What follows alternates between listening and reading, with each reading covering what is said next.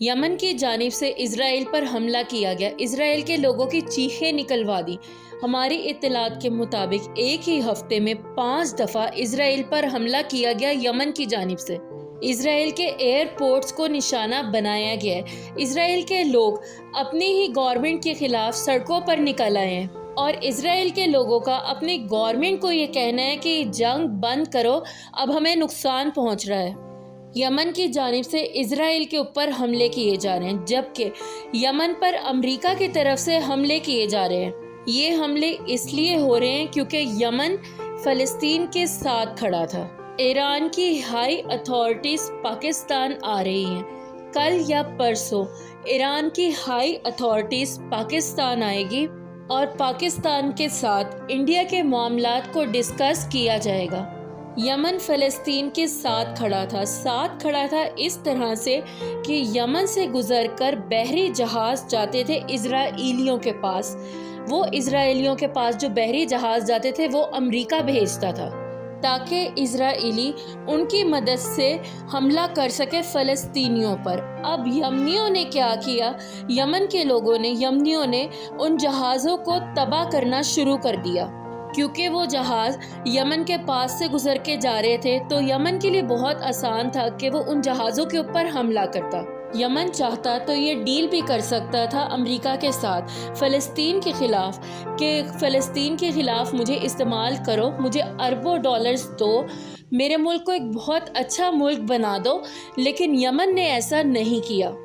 چند لوگوں کی آبادی پر مشتمل یمن نے بہت بہادری کا مظاہرہ کیا کہ اس نے امریکہ کے بحری جہازوں کو تباہ کرنا شروع کر دیا اور فلسطین کے خلاف اپنی زمین استعمال ہونے سے انکار کر دیا۔ یمن کی جانب سے امریکہ اور اسرائیل کے بحری جہازوں کو نشانہ بنایا گیا، جس کے بعد امریکہ نے یمن کے اوپر حملہ شروع کر دیا۔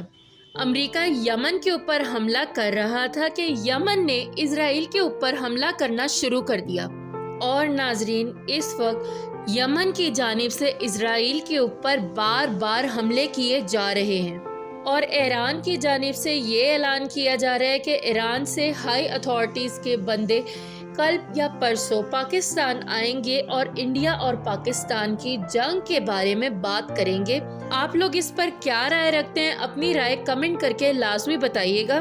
اسرائیل میں آگ اب تک نہیں بجھی اور اسرائیل کی گورنمنٹ کو یہ خطرہ ہے کہ اگر یہ آگ نہ بجھی تو پورا اسرائیل بھی اس آگ کی لپیٹ میں آ سکتا ہے اور ختم ہو سکتا ہے۔ اسرائیل کے لوگ مسجد اقصی کی طرف اپنی عبادت کرنے کے لیے جا رہے تھے اور زیادہ تر لوگ اسرائیل کے کیپٹل تل اویو سے آ رہے تھے اور آگ لگنے کے باعث مسجد اقصی اور تل اویو کے درمیان جو راستہ ہے اس راستے کو بند کر دیا گیا، جس کی وجہ سے جو اسرائیلی جا رہے تھے مسجد اقصی میں اپنی عبادت کرنے کے لیے اب وہ نہیں جا سکے۔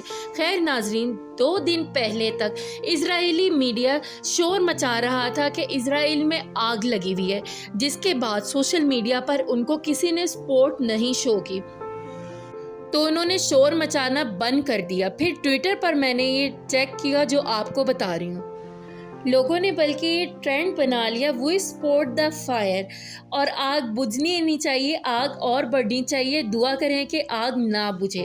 لوگوں نے دعائیں کرنا شروع کر دی کہ اسرائیل جل کر ختم ہو جائے، جس کے بعد اسرائیلی میڈیا نے پھر اپنی چیخو پکار بند کر دی، کیونکہ سب لوگ اسرائیل کو برا ہی کہہ رہے تھے۔ سب لوگ جانتے ہیں کہ اسرائیل نے کیا ظلم و ستم ڈھائے ہیں فلسطین پر، اس وجہ سے کوئی بھی اسرائیل کو سپورٹ نہیں کر رہا تھا، بلکہ اس آگ کو سپورٹ کر رہے تھے کہ آگ اور بڑھنی چاہیے اور لگنی چاہیے، اسی لیے اسرائیل نے شور مچانا بند کر دیا۔